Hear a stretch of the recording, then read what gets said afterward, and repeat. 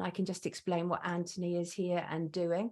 But it just seems absolutely perfect to bring him in at this moment about Ukraine. So here he is. Good morning, Anthony. Good morning, Sonia.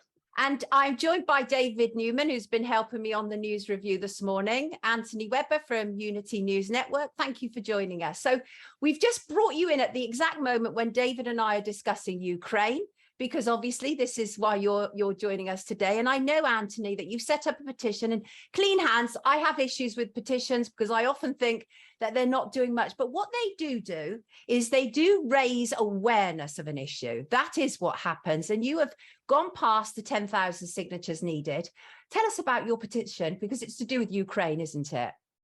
Yes, that's right, Sonia. It's started 2 or 3 months ago, basically because the government embarked on a proxy war in Ukraine without any consent from the British public. And they've done it by stealth, and it started off in a small way, and it's now got to the point where it's 7.5 to 8 billion pounds worth of taxpayers' money, which has been spent when the UK is really short of money. But it's more to the point, it's the UK, through when Boris Johnson was Prime Minister, he scuppered a peace deal between the Ukraine and Russia back in April, because they're about to sign one, and fundamentally bribed with taxpayers' money the Zelensky government not to have a peace deal. But what's actually happened is we've had consequences of our Ukraine policies, consequences, very serious ones on our economy, cost of living, inflation, you name it. It's been absolutely massive. Businesses going under, heating costs, energy costs, fuel costs, and most of these are down to the Ukraine policies. And in normal circumstances, you would actually have something like this going to a referendum, because the consequences are equal to, say, the decision to join the EU, and so on. So what the government should have done is they should have said, well, we haven't got a mandate for this. We're going to put it out to the British people via a referendum, and you can decide. But they've got no intention of doing that. And what we've noticed with this petition is they've done exactly the same that they've done with our previous freedom petitions, most of which were successful, by the way, and they've used their powers to ensure the mainstream media absolutely censor any mention of the petition or any debate with another viewpoint regarding the Ukraine.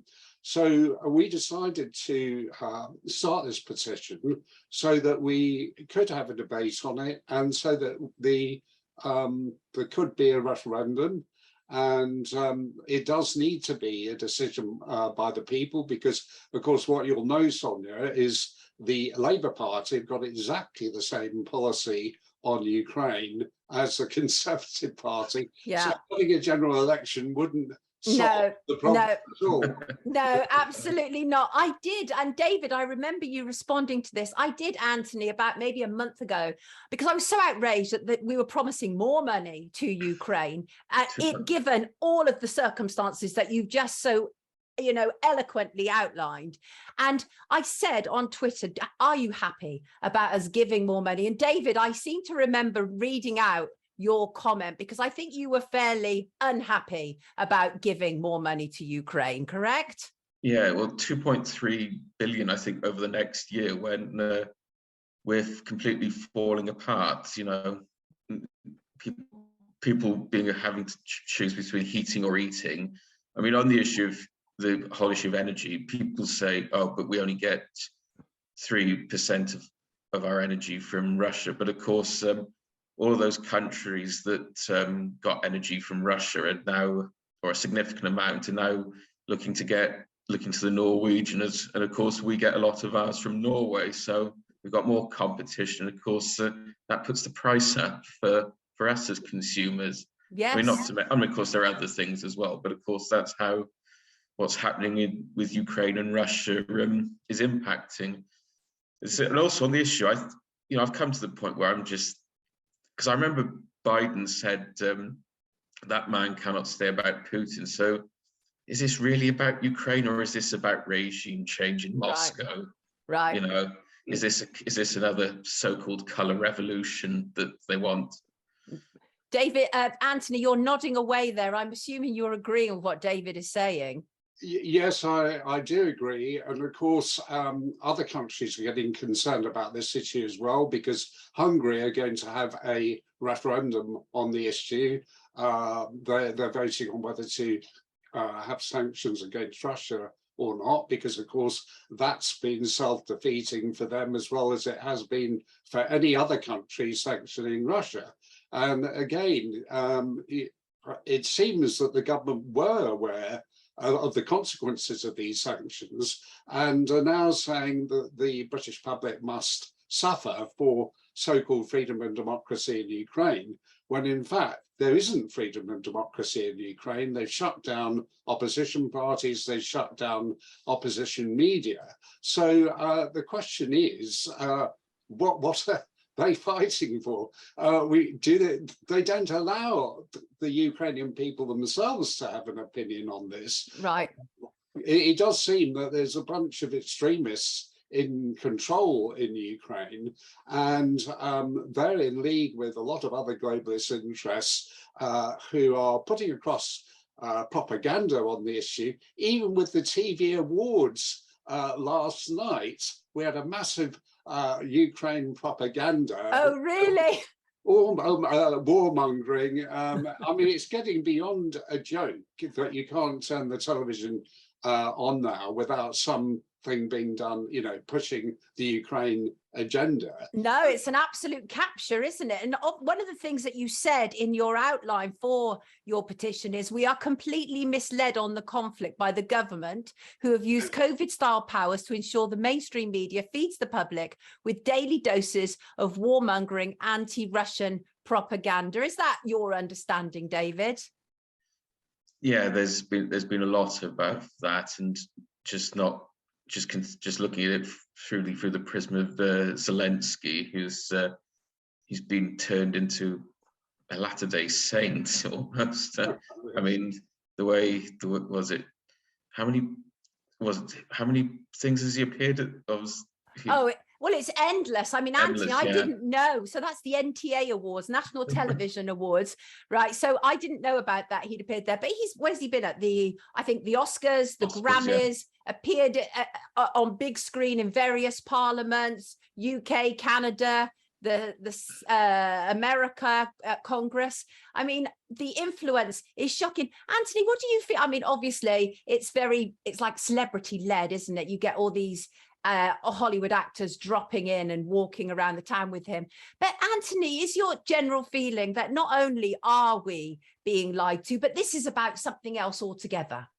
Oh, yes, I'm quite sure about that. I mean, David alluded to this earlier, but we've got basically globalist vested interests at play.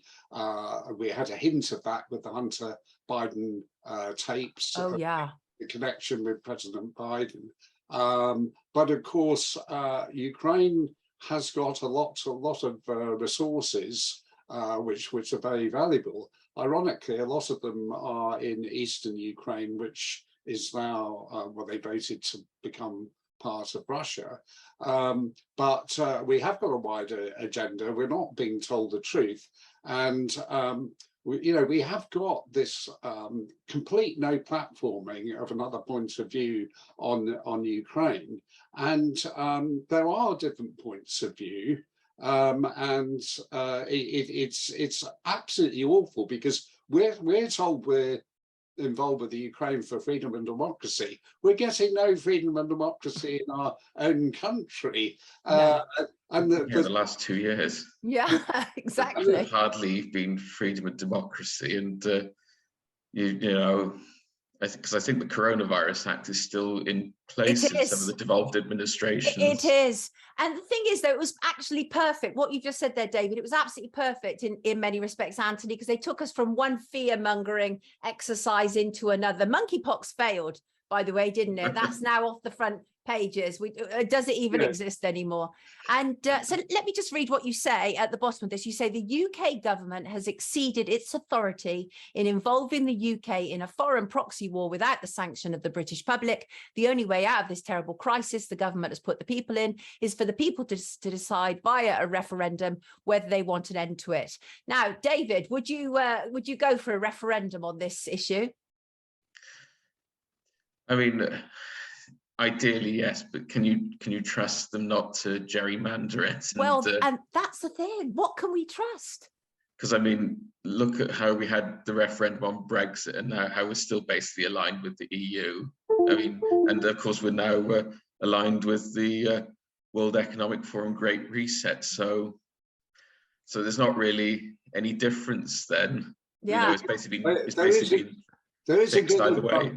David, there is a good advantage of having a referendum, and that is because, in theory, both sides have to have equal publicity. Yeah. So even if there is bias, even if there is bias by the media, what you do get is public debate about the issues. And it's interesting, when Switzerland had a referendum on the coronavirus legislation there, surprisingly, 40% of the public voted actually against their government's proposals. So part of the reason for this referendum is to actually get the truth out there. And you know, that's the significant thing. And I will say, regarding the Coronavirus Act, we did actually have a successful petition to have a referendum on that. And the government, we believe it did force the hand of the government to, you know, reduce a lot of the restrictions they had. So they had this argument, well, we don't need to have a referendum because 95% of the restrictions have gone. Of course, David is right that the law effectively is still there, even though they're not using it. But I do believe petitions can have an effect.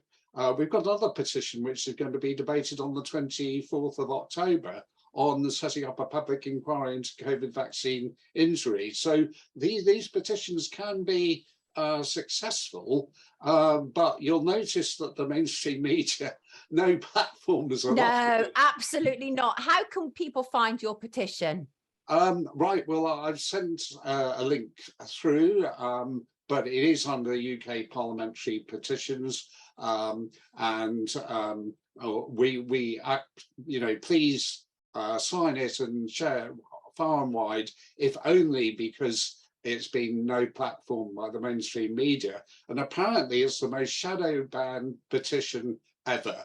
So you've got the government trolls out there doing their very best to you know, sort of mess it up. So and I think this is another freedom issue, because it's an example of government overreach of their powers, because they overreach any consent of the people on all the things they did during COVID and vaccines and so on. And now that they're doing it with the Ukraine, and it is just completely unacceptable. Absolutely it is. I'm going to have to stop you there, unfortunately. Thank you both very much for joining me this morning. Really appreciate it. We'll make sure to push that petition. I absolutely take your points. I have the same reservations as David, but I do take your points there, Anthony. Absolutely. Yes, same. Having heard, I see where exactly. And that's the importance of debate, right? Is that it can introduce you to ideas that you might not have considered. Thank you both so much for joining me this morning. Everybody, David Newman and Anthony Webber. Take good care of yourselves, gentlemen. Have a lovely weekend. Thank you. Thank you, Sonia. Thank you. Bye. Thank you. Bye.